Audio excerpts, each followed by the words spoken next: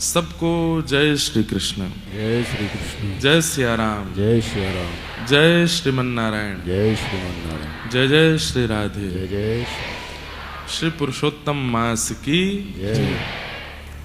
पावन पुरुषोत्तम मास भगवत प्राप्ति के सर्वोत्कृष्ट साधनों में एक पुरुषोत्तम मास, और उसमें भी भगवत प्राप्ति का सर्वश्रेष्ठ साधन श्रीमद् भागवत, और उसमें भी साक्षात पुरुषोत्तम की लीला स्थली श्रीधाम वृंदावन। ये सब संयोग एक मानव के द्वारा तो नहीं बन सकते, ये ठाकुर जी की कृपा है कि वृंदावन में पुरुषोत्तम मास में भागवत जी की सन्निधि में लाल जी के उत्सवों के मध्य में अनुकूल वातावरण भी सारे हैं। रात में मेघ गरजते हैं, मेघ बरसते हैं, और उससे भी पहले सरकारी सायरन बजते हैं। कल तो 1 बजे बजा रात को अच्छा, उसको बंद कर दो फिर भी शांत नहीं होता वो। आपके आसपास के क्षेत्रों में 90 किलोमीटर प्रति घंटे की रफ्तार से हवा चलने वाली है, ओले गिरने वाले हैं। कोई व्यक्ति बेचारा सो रहा था कल, मतलब वैसे तो रोज 4-5 बजे आता है, कल 1 बजे आया रात में, और पहली बार ऐसा लगा कि घर में एक ही फोन होना चाहिए था, क्योंकि हर कमरे से सायरन की आवाज आ रही है, सबके फोनों में बज रहा है। इतना तेज सुबह 5 बजे का अलार्म नहीं बजता, सोते रह जाते हैं लोग। रात का सायरन इतना तेज बजा। ठाकुर जी आनंद करा रहे हैं। कभी श्रावण बन जाता है, कभी जेठ का महीना बन जाता है, कभी आषाढ़ बन जाता है। सारी ऋतुएं एक साथ इस पावन पुरुषोत्तम मास में प्रकट हो गई हैं। कल हमारे प्यारे गिरधर लाल जी का रथ यात्रा मनोरथ हुआ, खूब सुंदर ठाकुर जी की, क्योंकि पुरुषोत्तम में सब उत्सव ही उत्सव है। अरे इतनी तेज कौन बोलता है? व्यवस्था संभालने वाले ही सबसे ज्यादा व्यवस्था बिगाड़ते हैं। थोड़ा धीरे बोलिए, कथा चल रही है, हैं? वो स्पीकर घुमा दो। थोड़ी तेज बोलेंगे, अभी थोड़ी देर में 5 मिनट में तेज बोलूंगा मैं। तो क्या बता रहा था मैं? हाँ, तो इस पुरुषोत्तम मास में ठाकुर जी के मधुर मनोरथ होते हैं। कल प्यारे गिरधर लाल जी के रथ यात्रा मनोरथ हुए, और रथ बैठे गिरधारी लाल जी रथ में बैठे हैं, और श्री प्रिया जी के साथ में बैठे हैं, किशोरी जी के साथ में बैठे हैं। सब ब्रजवासी देख करके आनंदित हो रहे हैं। कल बड़े मधुर भाव से लाल जी का रथ यात्रा मनोरथ हुआ, खूब सुख हम लोगों ने लिया। आज नौका विहार उत्सव है, संध्या में ठाकुर जी नौका विहार करेंगे। कल नाथद्वार में भी हम देख रहे थे श्री जी के, नवनीत प्रिया लाल जी के कैसे अद्भुत मनोरथ हो रहे हैं। कभी नौका विहार हो रही है, कभी गौचारण लीला हो रही है ठाकुर जी की।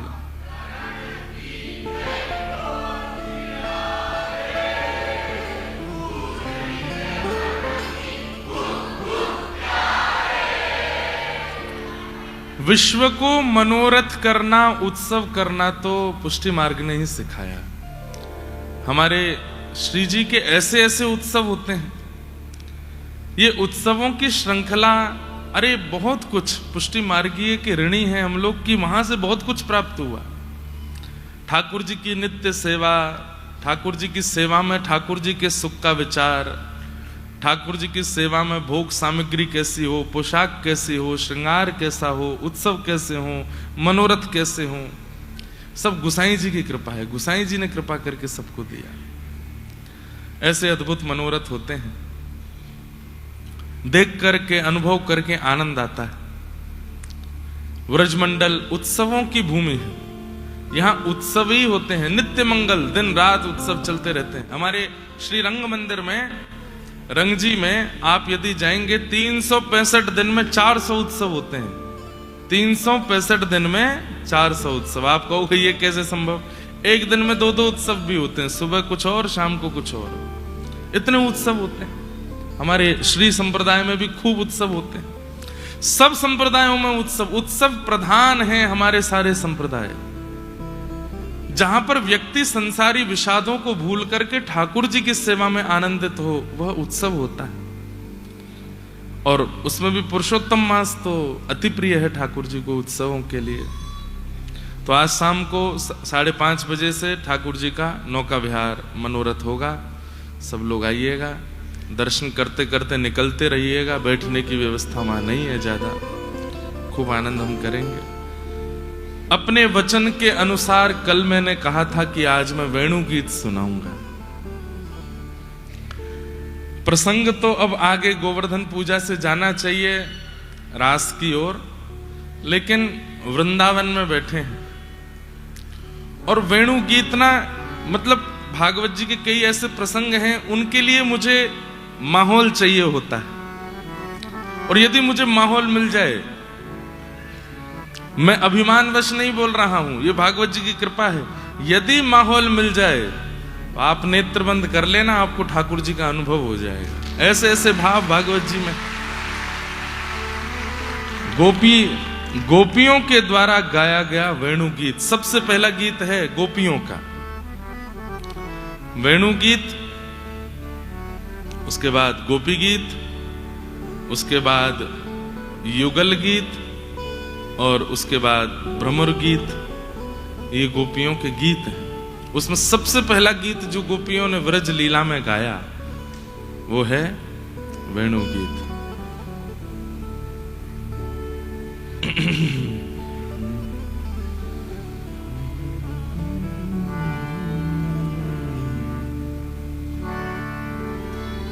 मुरली हरि को नाच नचावे,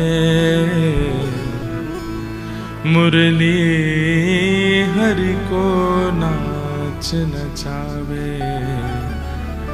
मुरली हरि को नाच नचावे, मुरली आज डूब जाइए आप लोग ठाकुर जी की वंशी में। ऐसा सुंदर वेणु गीत है भागवत जी का। और मैंने लगभग 2-3 वर्ष पहले जयपुर में कहा था। उसके बाद वेणु गीत कुछ दिन पहले जटेरी धाम में 1-2 श्लोकों का स्मरण किया था, लेकिन बहुत ज्यादा विस्तार नहीं कर पाया। आज भी कितना कर पाऊंगा मैं कोई वचन उसके लिए बद्ध नहीं हूं कि मैं कितना विस्तार करूं, वो तो माहौल के ऊपर है। कई प्रसंग ऐसे हैं वो माहौल देख करके कहे जाते हैं। अभी तक तो लग रहा है कि ठीक है, बाकी बीच में आपने अगर एक बार भी उबासी ली तो वेणु विश्राम हो जाएगी। ये सामान्य नहीं है, ये निकुंज की भाव है। और ये कृष्ण प्रेमियों के लिए सबसे उपयोगी प्रसाद है वेणु गीत। वेणु गीत की थोड़ी भूमिका बता दूं। ठाकुर जी गैया चराने के लिए वन में जाते हैं और अब ठाकुर जी की अवस्था लगभग 6-6.5 वर्ष की हो गई है। छोटी छोटी बछिया बछड़ा गैयान के साथ ठाकुर जी जब गैया चराने के लिए जाते हैं तो व्रज की जितनी भी गोपियां हैं, बंधुओं, ऐसा प्रेम कहीं नहीं देखा होगा कि 6 वर्ष से लेकर के 90 वर्ष तक की प्रत्येक गोपी कृष्ण को प्रियतम रूप में देखती है। बिना दांत वाली अम्मा भी लाला को प्रियतम रूप में देखती है कि मेरे प्राणनाथ हैं। अरे 90-95 वर्ष की मैया भी ठाकुर जी सामने आते तो ऐसे घूंघट कर लेती। ऐसा कहीं सुना? 6 वर्ष के बालक को देख करके किसके मन में यह भावना आ जाती? और 6 वर्ष की एक बालिका जिसको पता ही नहीं है कि पुरुष स्त्री क्या होते हैं, वो भी ठाकुर जी को टकटकी लगा करके कोने से देखती है। क्यों? ये एक जन्म का प्रेम नहीं है। ये व्रज की गोपियां, ये सब साधन सिद्धा हैं, श्रुति सिद्धा हैं। अरे जब भगवान वराह बन करके आए थे तो जितनी वरही थी वो सब मोहित हो गई थी उनके रूप पर, वही वरही ही गोपी बन के आई हैं। जब वे नृसिंह बन करके आए तो जितनी भी सिंहनियां थी वे भी मोहित हो गई उन पर, वे सब गोपी बन के आई हैं। जब वे राम बन करके आए तो दंडक बन के सब संत मोहित हो गए, तो वे संत गोपी बन के आए हैं। जिस किसी ने भी किसी भी अवतार के स्वरूप को प्रेम भर के देखा, सबको ठाकुर जी ने वरदान दिया, व्रज में मिलेंगे, तुम गोपी बन के आना, मैं श्याम सुंदर बन के आऊंगा। और इस प्रेम में कहीं भी कामुकता नहीं है, बस प्रत्येक इंद्रिय कृष्ण रस को चाहती है। दर्शन को नैना तपे, वचन सुनन को कान, मिलवे को हियरा तपे, हिय के जीवन प्राण, गोवर्धन वासी सांवरे, गोवर्धन वासी सांवरे। लाल तुम बिन रयो न जाए, ओ लाल तुम बिन रहो न जाए। न स्पर्श की इच्छा है, न मिलन की इच्छा है, न स्वीकार करो ऐसी इच्छा है। गोपियों की इच्छाएं नहीं है, गोपियों की बस इच्छा एक ही है, ऐसे ही देखत रहूं, आप मेरे रहो, रहो मेरे नैनन आगे, रहो मेरे अखियन आगे, रहो मेरी अखियन आगे। छैया कदम्ब डारगलवैया, क्या सोवत क्या जागे, ओ क्या सोवत क्या जागे। बस एक ही चाहिए, क्या? रहो मेरी अखियन आगे, हाँ रहो मेरी अखियन आगे, रहो मेरी अखियन आगे। रात में शयन कराते समय ये पद गाते हैं, हे नाथ क्या सोवत क्या जागे, जागते हुए भी मैं आपको देखूं, आंख बंद हो जाए तो आप भीतर बैठे रहो। गोपियों का प्रेम अलग है।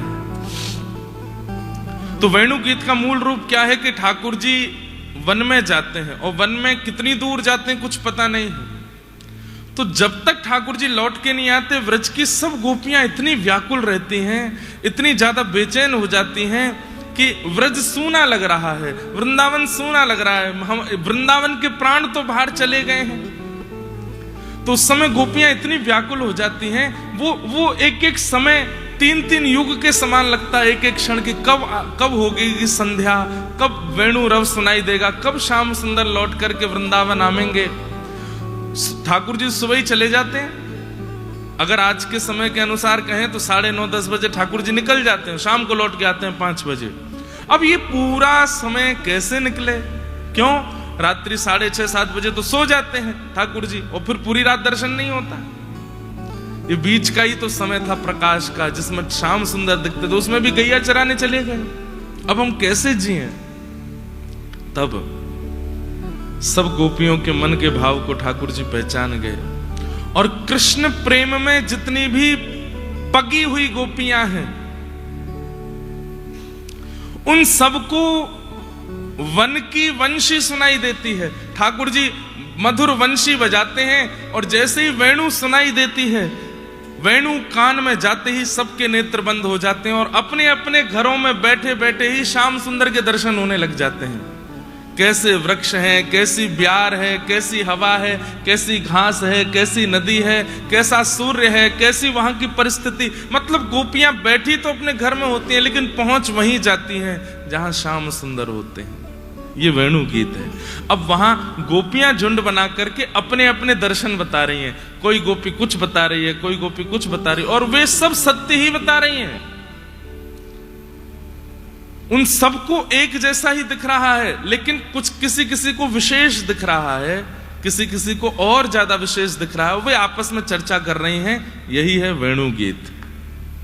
किलोमीटरों दूर, कोसों दूर श्याम सुंदर वंशी बजा रहे हैं और घर में बैठे गोपियों को दर्शन हो रहा है। बंधुओं, कथा भी वंशी है। भले नाथद्वारा में हो, भीलवाड़ा में हो, जयपुर में हो, बंबई में हो, कलकत्ता में हो, दिल्ली में हो, चेन्नई में हो, कहीं भी कथा होती है। यदि सुनने वाला भाव से श्रवण करे, वहीं बैठे बैठे उसको वृंदावन बिहारी का अनुभव होने लगता है। ये भी तो वंशी है। लेकिन आप तो बैठे ही वृंदावन में हो। चलो ले चलते हैं, ठाकुर जी की वेणु सुनाते हैं आपको। वरहा पीड़म नटवर वपु कर्णयो कर्णकारम विभ्रद वास कनक कपिसम वैजयन्तीं च माला रन्ध्रान् वेणो अधर सुधया पूरयन् गोपवृन्दै वृन्दारण्यं स्वपदरमणं प्राविशत् गीतकीर्ति। जिनको बीच में उठ के जाना हो ना, वो ऐसे जाना कि हमको पता ना चले और ना सुनने वालों को पता चले। वो बस चले जाना और फिर लौट के भी मत आना। क्योंकि ये प्रसंग अब इसमें मैं बहुत मुश्किल से प्रवेश करता हूं। आहा, वरहा पीड़म। पहले तो ठाकुर जी की झांकी देखो कैसी है। मोर पंख का सुंदर आपीड़ यानी कि मुकुट धारण किया है अपने सिर पर। और ठाकुर जी मुकुट कैसे पहनते हैं? मुकुट सीधा पहनना चाहिए, ठाकुर जी टेढ़ा पहनते हैं। और टेढ़ा भी पहनते हैं, आगे झुका हुआ पहनते हैं। ऐसे पहनते हैं ठाकुर जी। क्यों? आहा, जहां जहां चरण पड़त प्यारी जू के, तहां तहां मन मेरो करत है छाओ। स्वामी श्री हरदास जी महाराज का पद है। स्वामी जी कहते हैं कि जहां जहां प्यारी जी के चरण पड़ते हैं तो ठाकुर जी के मन में विचार आता है कि एक तो सबसे बड़ी बात कि हमारी प्रिया जी और श्याम सुंदर दोनों व्रजमंडल में पादुका नहीं पहनते।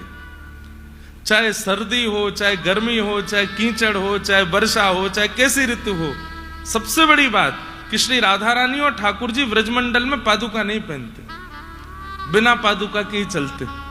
तो कभी कभी ग्रीष्म ऋतु होती है और जब प्रिया जी चलती हैं तो ठाकुर जी के मन में आता है कहीं गर्मी ना लग रही हो तो क्या करें। तो अपने मुकुट को, इतना बड़ा मुकुट पहन के टेढ़ा सा पहन करके आते हैं और जैसे श्री प्रिया जी चलती हैं, ठाकुर जी अपने मुकुट के ऊपरी भाग को सूर्य के आगे ले आते हैं और अपने मुकुट से ही छांव करते हुए चलते हैं कि कहीं श्री जी के चरणों में उष्णता ना जावे, कहीं गर्मी ना लगे।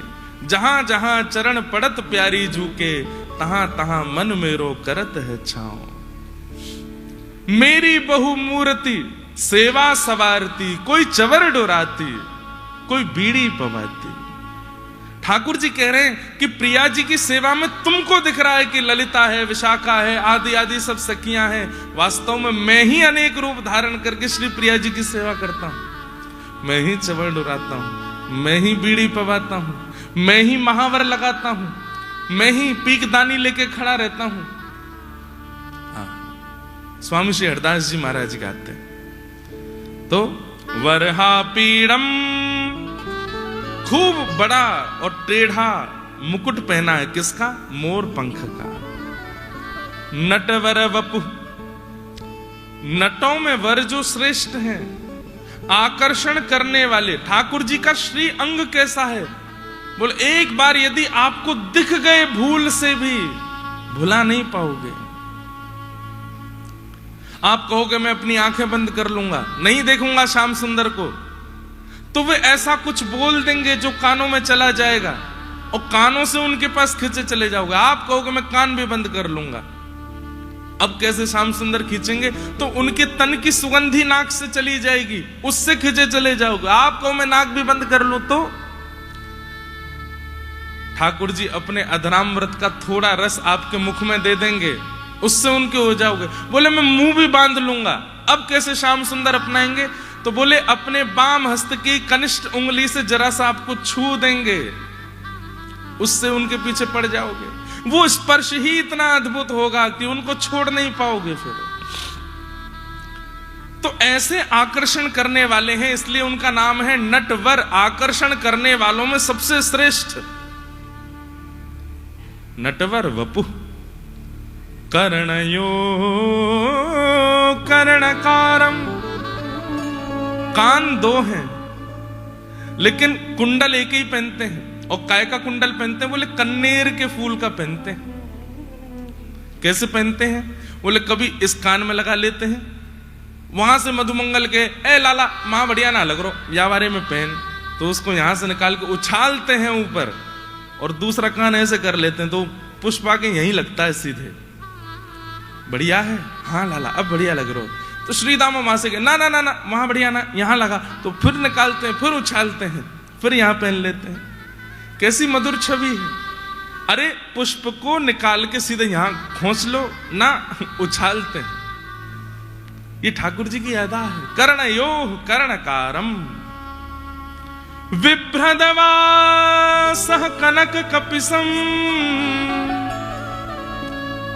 पीतांबरी पहनते हैं, जैसे मैंने श्वेतांबरी पहनी, ये बगलबंदी ऐसी बंदी पहनते हैं ठाकुर जी। कैसी? बोले पीली पहनते हैं। और गर्मियों में तो पहनते ही नहीं है, गर्मियों में केवल मोतियों की माला और बस नीचे कुछ कटकाचनी जैसी पहन लेते हैं और कुछ नहीं पहनते, ऐसे ही डोलते हैं। अच्छा एक बात तो है, हमारे लाला को सर्दी में जाड़ों भी बहुत लगे और गर्मीन में गर्मियों बहुत लगे। गर्मीन में उघारो डोलते रहेगो और सर्दीन में इतने छुप जाते हैं कि केवल आंख नाक मुंह ही दिखता और कुछ नहीं दिखता, सब छुपा लेते हैं। लेकिन विभ्रदवासः कनक कपिसम वैजयंतीम चम। वैजंती माला किसको कहते हैं? पंच पुष्पों की माला को वैजंती माला कहते हैं। अलग अलग 5 पुष्पों से निर्मित माला वैजंती माला। वैजयंतीम चमाला रंध्रान वेणो अधर सुदया। अपने मुखमंडल पर वेणु को आच्छादित करते हुए ठाकुर जी चल रहे हैं, कोमल उंगलियों से उसके छिद्रों को दबा रहे हैं, मधुर मधुर उसमें अपने प्राण पिरो रहे हैं। अपनी कटाक्ष से कभी इधर देखते हैं कभी इधर देखते। अच्छा सबसे बड़ी बात, ठाकुर जी के नेत्रों का जो अंतिम छोड़ है ये कानों तक आता है। हम मानवों के ऐसे नेत्र नहीं है। प्राचीन काल में भी आज भी कई लोगों के नेत्र बड़े सुंदर होते हैं, थोड़े पीछे तक होते हैं, लेकिन श्री ठाकुर जी के नेत्र कैसे हैं? बोले आगे से बिल्कुल पीछे तक जाते हैं। कभी कमल कली की उपमा देते हैं, कभी मछली की उपमा देते हैं, ऐसे ठाकुर जी के नेत्र हैं। तो जो नेत्रों की पुतली है वो कई कई बार कोने तक घूम जाती है, और ठाकुर जी जब ऐसे देखते हैं आहा, उसी को कटाक्ष कहते हैं। सीधे देख लें सही है, लेकिन कहीं वो तिरछा देख लेते हैं तो जिसको देखते हैं वो मूर्छित ही हो जाता है, वो उठ नहीं पाता फिर। वेणु अधर सुधया पूरयन गोप वृंदई।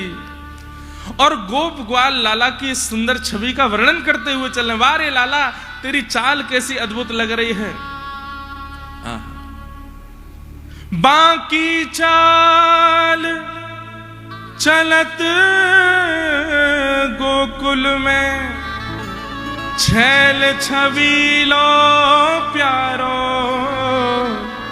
गिरधर सबहि अंग को बांको, सबहि अंग को बांको गिरधर सबहि अंग को बांको। बांको मतलब टेढ़ो, पाम भी टेढ़े हैं, कमर भी टेढ़ी है, मुख भी टेढ़ो है, और वापे मुकुट भी टेढ़ो पहने, और ये हाथ भी सीधे ना रखे, या कोई यहाँ रखेगो, कभी यहाँ रखेगो, कभी यूं कर लेगो, टेढ़ो ही रहवे, चले भी टेढ़ो मेढ़ो ही है।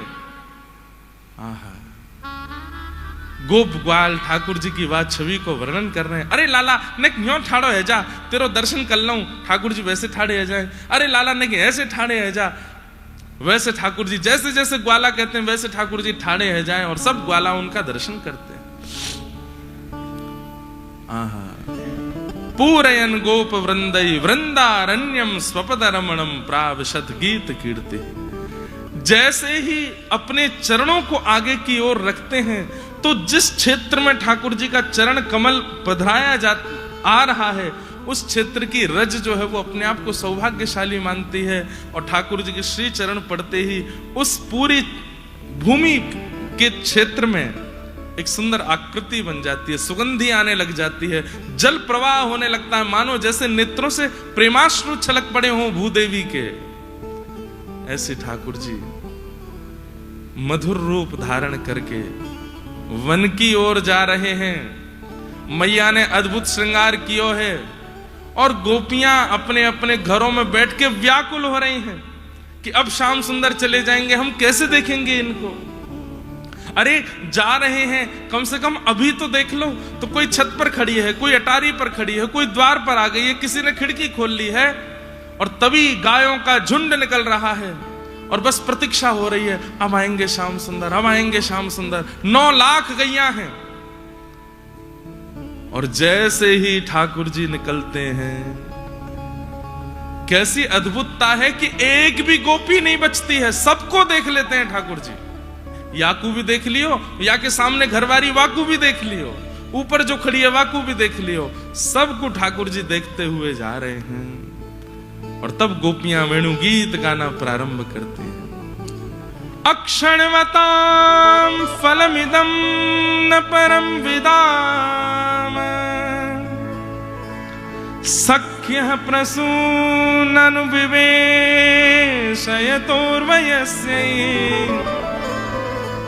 वक्त्रं व्रजे ससुतयोरणवेणुजुष्टम्,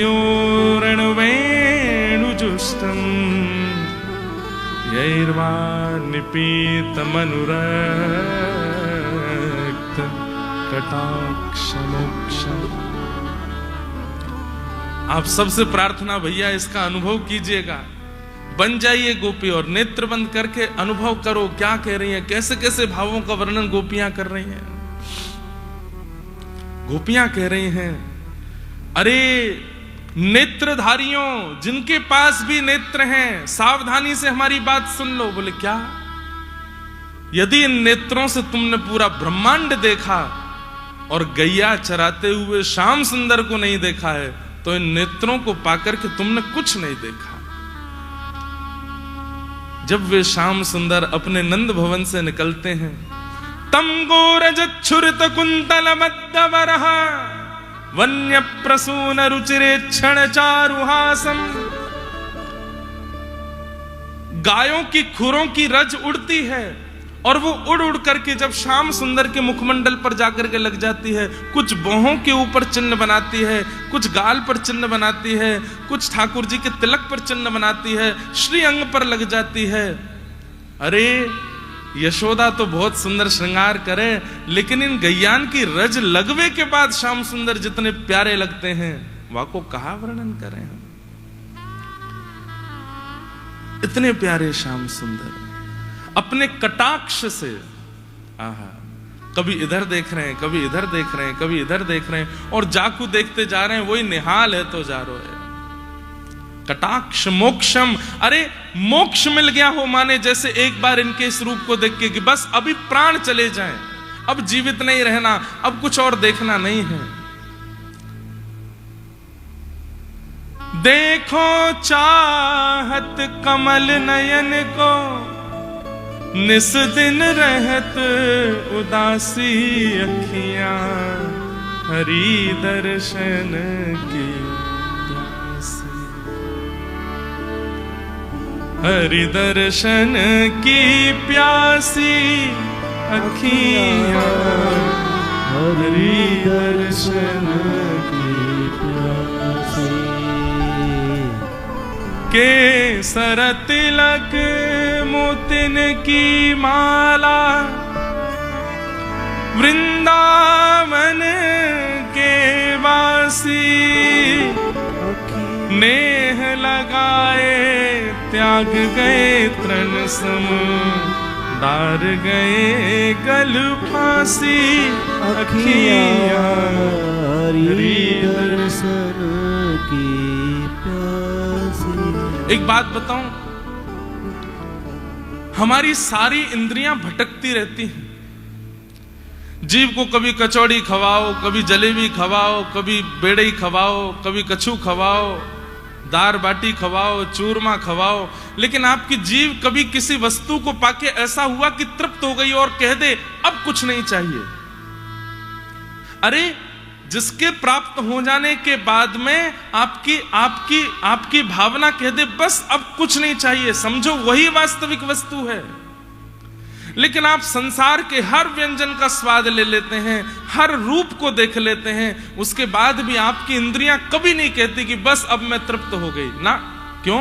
क्योंकि इन इंद्रियों को जो तृप्त कर सकते हैं वो केवल श्याम सुंदर है और कोई नहीं। कितने भी रस खिला दीजिए, कितने भी रूप दिखा दीजिए, कितने भी स्वर सुना दीजिए, कितने भी स्पर्श करा दीजिए, लेकिन जब तक इन सब भावों में श्याम सुंदर नहीं आएंगे आपकी इंद्रियां भटकती ही रहेंगी। 90 वर्ष के हो जाओगे, दांत टूट जाएंगे, लेकिन तब भी जीव कहेगी गोलगप्पा खिलाओ। क्यों? क्योंकि अभी विश्राम नहीं मिला है इस इंद्रिय को। इसको विश्राम देने की सामर्थ्य केवल वृंदावन चंद्र में है। गोपियां कह रहे हैं ऐसे मधुर श्याम सुंदर को देखने के अलावा हम किसको देखें। अब ठाकुर जी तो गैया चराते हुए चले गए, अब गोपियां व्याकुल होने लगी, क्या करें। तभी ठाकुर जी ने देखा अरे ये व्याकुल काउदना प्राण त्याग देंगी, अभी तो मुझको रास और करनो है, तो क्या करें। तुरंत ठाकुर जी ने अपनी वेणु को निकाला और जैसे ही अपने अधर पर धारण किया। मैंने कथाओं में बताया है जहां हाथ नीचे हो और वंशी अधर पर है, हाथ नीचे हैं, वो वंशी है। जहां हाथ बिल्कुल अधर के बगल में है वो मुरली है। लेकिन जहां मुखमंडल किशोरी जी की तरफ झुक जाए और हाथ ऊपर आ जाए वो वेणु है। ठाकुर जी वेणु बजा रहे हैं, ऐसे झुक गए हैं, दोनों भुजा ऊपर करके ठाकुर जी बड़े रम करके डूब करके वेणु बजा रहे हैं। जैसे श्याम सुंदर गए हैं गोपियां व्याकुल हो गईं। ठाकुर जी ने वेणु बजाना प्रारंभ किया और वह वेणु की ध्वनि जैसे प्रत्येक गोपी के कान में पहुंचती है वहीं स्तब्ध हो गई है। सब गोपियों के नेत्र बंद हो गए हैं और एक साथ सब गोपियों को व्रज में वन में जाते हुए गौचारण करते हुए श्याम सुंदर का दर्शन हो रहा है। अब क्या दर्शन हो रहा है सुनो।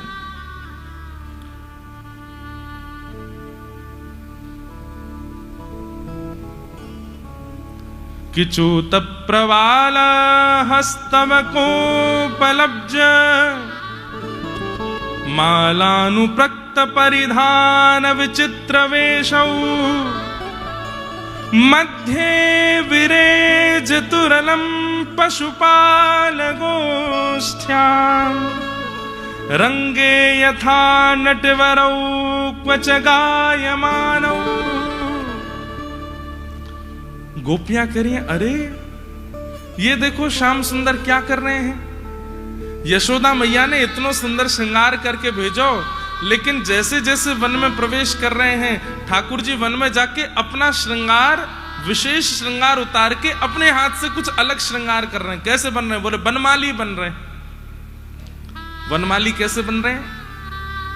आम का एक पेड़ दिखाई दिया, तो वहां से आम के जो पत्ते होते हैं उसकी डाल तोड़ लेते हैं, अपनी पाग में यहां खोंच लेते हैं।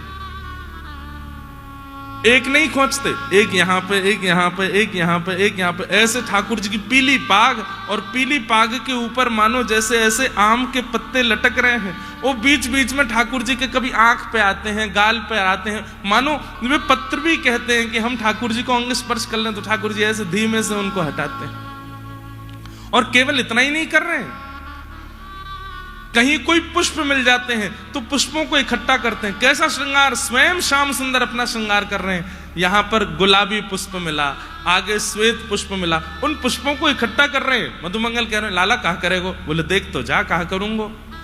गोपियां दर्शन कर रही हैं, गुलाबी पुष्प लिया है, कहीं से गेरुआ पुष्प लिया है, कहीं से श्वेत पुष्प, और लेने के लिए नहीं जा रहे, जो रास्ते में आ जाता है, जो वृक्ष दिख जाए दौड़ के जाते हैं, वहां से पुष्प तोड़ लेते हैं।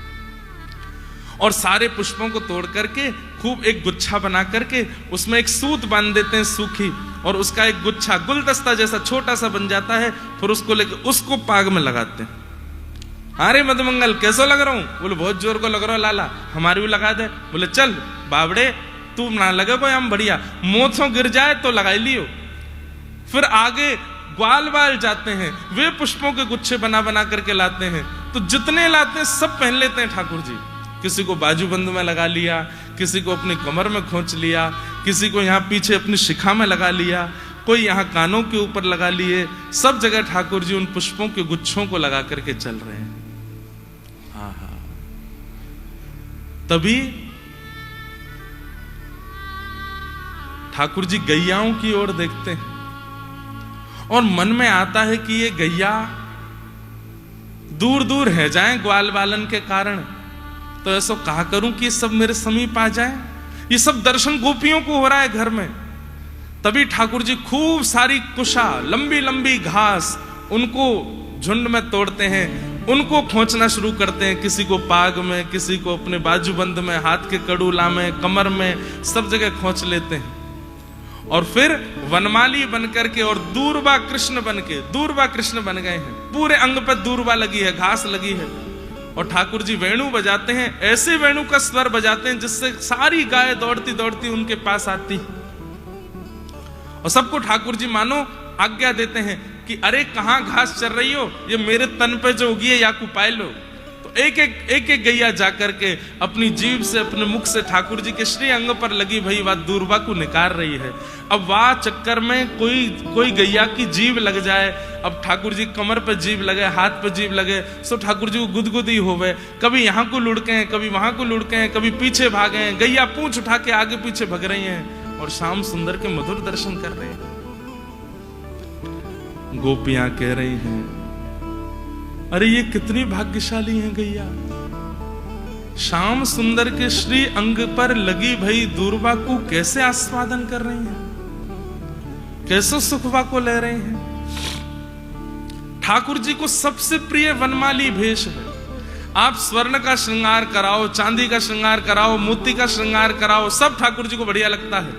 लेकिन अंत में ठाकुर जी पुष्प और हरी पत्तियों की माला पहनते ही पहनते हैं, क्योंकि वो ठाकुर जी को अति प्रिय है।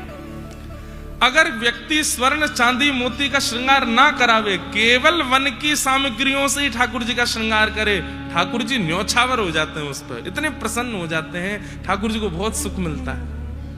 प्राकृतिक श्रृंगार ठाकुर जी को बहुत प्रिय है। गोपियां कह रही हैं अरे हम गोपी काई को बनिए, हम ये पुष्प ही बन जाती, लाला के कान में बैठ जाती, हम ये घासे ही बन जाती, लाला कम से कम तोड़ करके अपने बाजूबंद में लगा ले तो।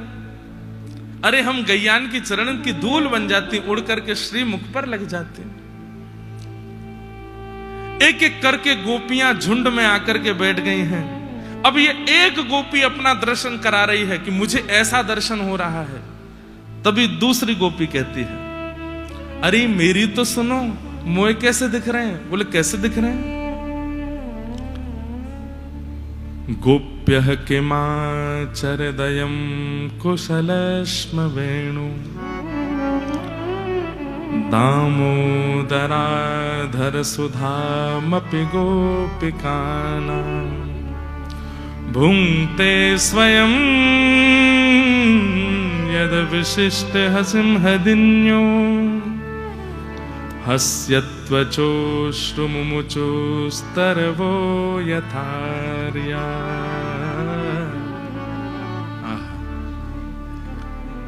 दूसरी गोपी क्या कह रही है? अरे तुम्हारी सब जगह दृष्टि जा रही है, लेकिन तुमको अपनी बैरणी, अपनी सौतीय वंशी दिखाई ना दे रही। अरे देख तो या वंशी ने ऐसो कहां पुण्य कियो, निर्जीव होते हुए भी, निरप्राण होते हुए भी ठाकुर जी के अधर पर बैठती है। दूसरी गोपी कह रही, अरे हम्बे, ये तो मेरे दिमाग में ही नहीं आई। या वंशी ने ऐसो कौन सा पुण्य कियो जो ठाकुर जी के अधर पर बैठे। ठाकुर जी आके धीमे धीमे चरण दबा में और याकू बजाते बजाते अपने नेत्र खोलें, बंद करें। मुरली हरि को नाच नचावे, मुरली गाओ। हरि को नाच नचावे, एते पर ये बांस बांसुरिया, एते पर बांस बांसुरिया, नंद नंदन को भावत, नंद नंदन को भावत। अरे गोपी तुम को एक बात बता। बोले कहा, तो को पूरे दिना अपने इशारे पे नचावे वारो तो को कैसो लगेगो? खड़ी है जाओ, बैठ जाओ, लेट जाओ, चलवे लगो, दोनों हाथ ऊपर कर लो, हाथ नीचे कर लो, कान पकड़ लो। पूरे दिन तुमको कोई नाच नचावे, तुमको कैसो लगेगो? बोले बिल्कुल बढ़िया ना लगेगो, वाके प्राण हरण करवे को मन करेगो। बोले लेकिन या वंशी की देखो, मुरली हरि को नाच नचावे और एते पर भी बांस बांसुरिया हरि के मन को भावे। ये नचावे वाली गोपी लाला को कैसी प्रिय लगे। थाड़े रहत अधीनता के हुए, ठाणे रहत अधीनता के हुए। वैसे तो ये नंद को लाला एक जगह टिक ना सके, कभी वहां भागेगो, कभी उत्कू भागेगो, कभी कहीं बैठ जाएगो, कभी कहीं उछल जाएगो। लेकिन यह वंशी की देखो, वो यशोदा हार गई, बूढ़ी है गई, थक गई, पाम में छाले पड़ गए कि लाला एक जगह डट जाए कर, ना डटे। और यह वंशी को बजावे में एक ही जगह रहवे। थाड़े रहत अधीनता के हुए, थाड़े रहत अधीनता के हुए। सकुच न बोले बात, सकुच न बोले बात। अरे वाय बजाते समय तो कोई तो बात भी ना करे। मुरली हरि को नाच नचावे, मुरली हरि को नाच नचावे। वह निधरक आज्ञा करवावत, वह निधरक आज्ञा करवावत। ने कहूँ नाही लजावे, ने कहूँ नाही लजावे। अरे कैसी कठोर है। कृष्ण को आज्ञा करे, कहा चलो यमुना तट, आज वहां बजवइयो। कभी के चलो गिरिराज पर्वत, वहां बैठ के मुँह बजइयो। कभी कहे चलो कदम्ब की डाली पे, वहां बैठकर के मेरो आस्वादन करियो। कभी कहे चलो गैयान के बीच में, और ये निधरक जहां की आज्ञा कर दे, श्याम सुंदर मही को जामे। ने कहू ना ही लजावे, बिल्कुल या को लज्जा ना आवे। परम पिता परमात्मा त्रिलोक स्वामी को ये बांस की बंसी ऐसे ऐसे आज्ञा करे। एक गोपी के वो आज्ञा करे, बाकी तो कुछ समझ आ रही है, और ये श्याम सुंदर तो फिर भी माने।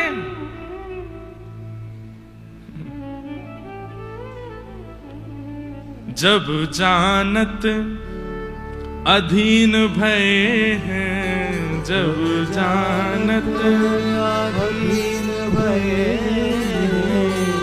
देखत ग्रीव नवावे, देखत ग्रीव नवावे। अरे ये कन्हैया कोई के आगे ना झुके, लेकिन वह बंशी को बजाते बजाते शुरू होवे को ऐसे, और बजाते बजाते बजाते जैसे अधीन है जाए सोई झुक जाए, वह की ग्रीवा ही झुक जाए, वह के काजे पूर्ण समर्पित है जाए। पौढ़त अधर, पौढ़त अधर चलत कर पल्लव, पौढ़त अधर चलत कर पल्लव। रंध्र चरण पटलावे, रंध्र चरण पलटावे। मुरली हरि को नाच नचावे, मुरली हरि को नाच नचावे। एक गोपी कह रही है, और याने सबसे ज्यादा बंटा धार तो हम गोपीन को ही कियो है, हमारे घर उजाड़ दिए सबरे। हम पर रिस करी करी अवलोकत, हम पर रिस कर रिस समझते हैं? रिस मतलब गुस्सा। अरे कभी देख लियो, जब कभी कन्हैया सामने आवे तो कमर में फंसी हुई वह बंशी को तुम देखियो, हमारी तरफ तो ऐसे रिस करके देखे। ज्यादा ना सोचूंगी, बढ़िया वारी दाल बनाऊंगी, कढ़ी बनाऊंगी, रोटी बनाऊंगी, सब्जी बनाऊंगी। वही दिना ऐसी बजे कि सबरो चूल्हों में जितनी अग्नि सब पानी बन जाए, मेरी रोटी बने ही ना पावे। कहा बताऊं, गोपियां कहती हैं या वंशी को काउदना चुराए लो, कोई गोपी कहे या वंशी को तोड़ के फेंक आओ। एक गोपी कह रही है वंशी को तो कछु बिगड़ेगो ना, लाला दूसरी बनाए लेगो। लाला को वंशी बजानो जाने सिखाओ, वाको मोह बांध के जमुना जी में फेंक आओ। वही ने हमारे सबरे कुल खानदान बर्बाद करवाए हैं। लेकिन एक गोपी धीमे से बोली, अच्छा वंशी तोड़ोगी, वंशी छिनाओगी, वंशी को हरण कर लोगी, फिर जीवित कैसे रहोगी? कह भी रही हो कि वंशी ने सब बर्बाद किया, वह वंशी के बिना। अरे सौभाग्य मानो कि आज घर में बैठी हो और किलोमीटरों दूर, कोसों दूर लाला गैया चरा रो, वह को दर्शन ये वंशी करा रही है। हम पर रिस कर कर अवलोकत, हम पर रिस कर कर अवलोकत। नासा पुट फरकावत, नासा पुट पर मुरली हरि को नाच नचावे, मुरली हरि को नाच नचावे। शूर श्याम जब जब रीझत है, शूर श्याम जब जब रीझत है, तब तब शीश डुलावे, तब तब शीश डुलावे। शूर श्याम जब जब रीझत है,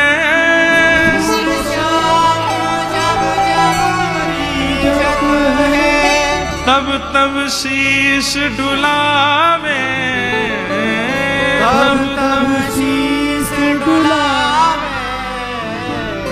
मुरली हरि को नाच नचावे, मुरली हरि को नाच नचावे।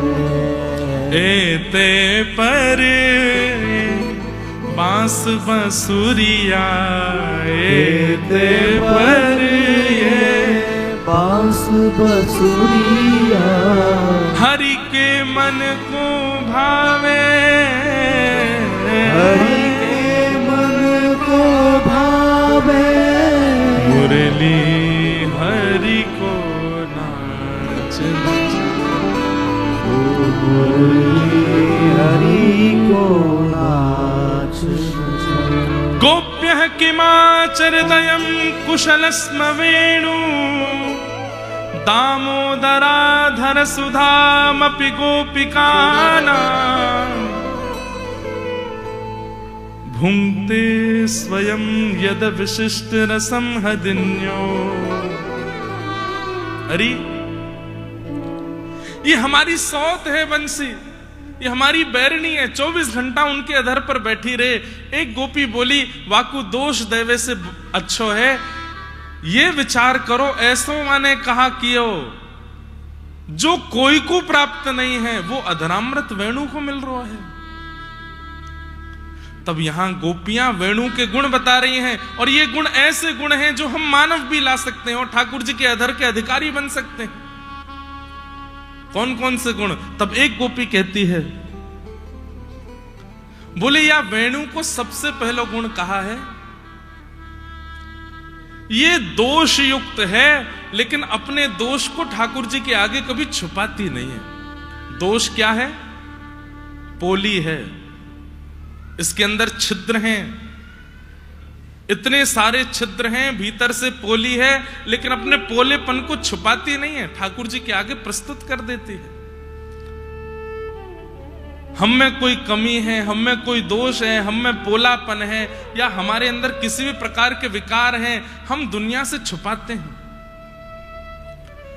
कामी हैं, लेकिन पता नहीं चलने देंगे, ऐसा दिखाएंगे साधु हैं हम तो। 40 साल के है गए, अभी तक ध्यान आ भयो, अपने नाम के आगे लिख लेंगे ब्रह्मचारी। अरे महाराज जी तो ब्रह्मचारी हैं, बाल ब्रह्मचारी। अरे बाल ब्रह्मचारी नहीं, रिश्ता तो बहुत भेजे थे, कोई ने हाँ ना करी तो बाल ब्रह्मचारी है गए। अपने दोषों को छुपाने का प्रयास करते हैं, लेकिन वेणु में सबसे बड़ा गुण क्या है? देखो, ये गोपियां केवल गोवर थापे वारी, दूध निकारवे वारी ना है, वेदों की ऋचाएं पलोटती हैं इन गोपियों के आगे। इनकी बातें तो सुनो, इनकी बातें ही हम आप सबको अधिकारिणी बनाएंगे ठाकुर जी की। गोपियां क्या कह रही हैं? वेणु में दोष है, लेकिन अपने दोष को छुपाती है, छुपाती नहीं है, प्रकट कर देती है।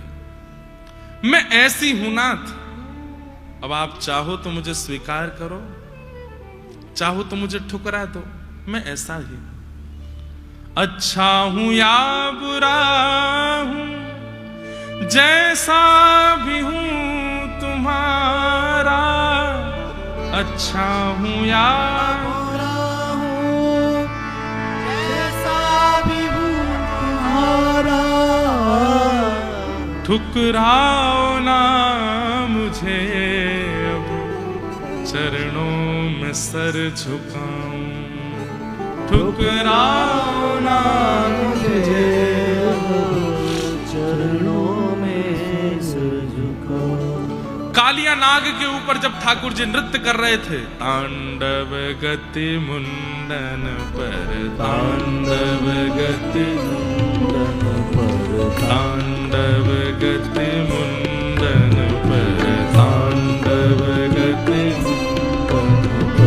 निर्तत बनवारी, तांडव गति मुंडन पर, निर्तत बनवारी।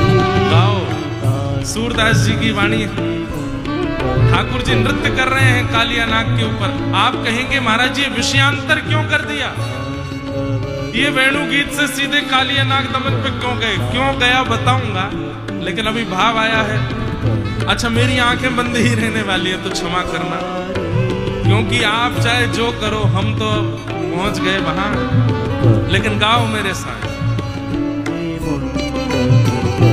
तांडव गति मुंडन मुंडन पर तांडव गति मुंडन पर निरतत बनवारी तांडव गति मुंडन पर निरतत बनवारी पम पम पम पग पटकत पम पम पम पग पटकत पम पम पम पग पटकत पम पम पम पग पटकत बम बम बम बरन ऊपर बम बम बम फरन ऊपर फम फम फम फनन ऊपर फम फम फम फरन ऊपर ए नाग बधुहारी तांडव गति मुंडन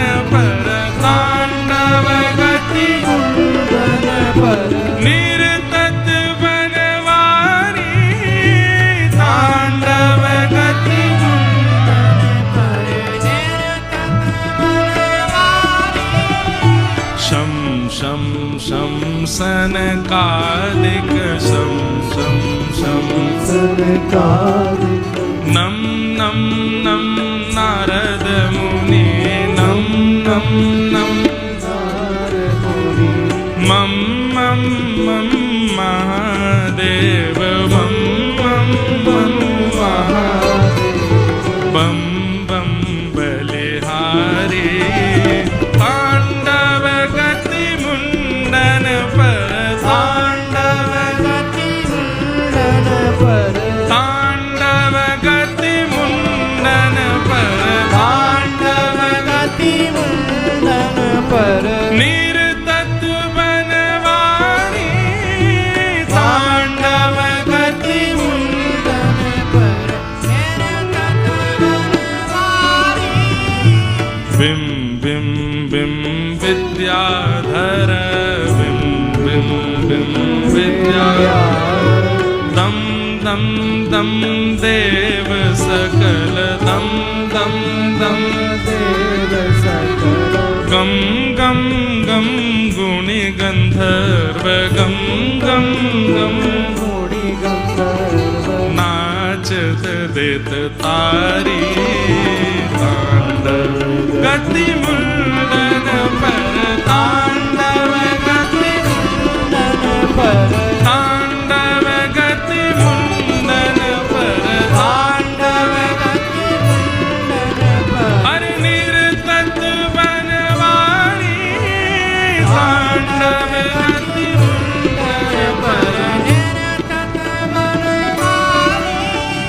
सूरदास प्रभु की वाणी सूरदास प्रभु की वाणी किम किम किन्हु न जाने किम किम किन्हु चम चम चम चरण परत चम चम चम चरण पर अरे निर्भय कियो काली तांडव गति मुंडन पर तांडव गति मुंडन निरतत बनवारी तांडव गति मुंडन पर निरतत बनवारी तांडव गति मुंडन पर तांडव गति तांडव गति मुंडन पर तांडव गति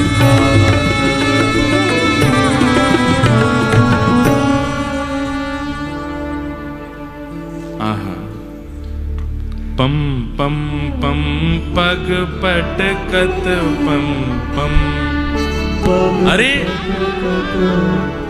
हजार फण हैं उस कालिया नाग के और ठाकुर जी नाच नहीं रहे हैं। ये बात समझिएगा, ठाकुर जी नृत्य नहीं कर रहे हैं।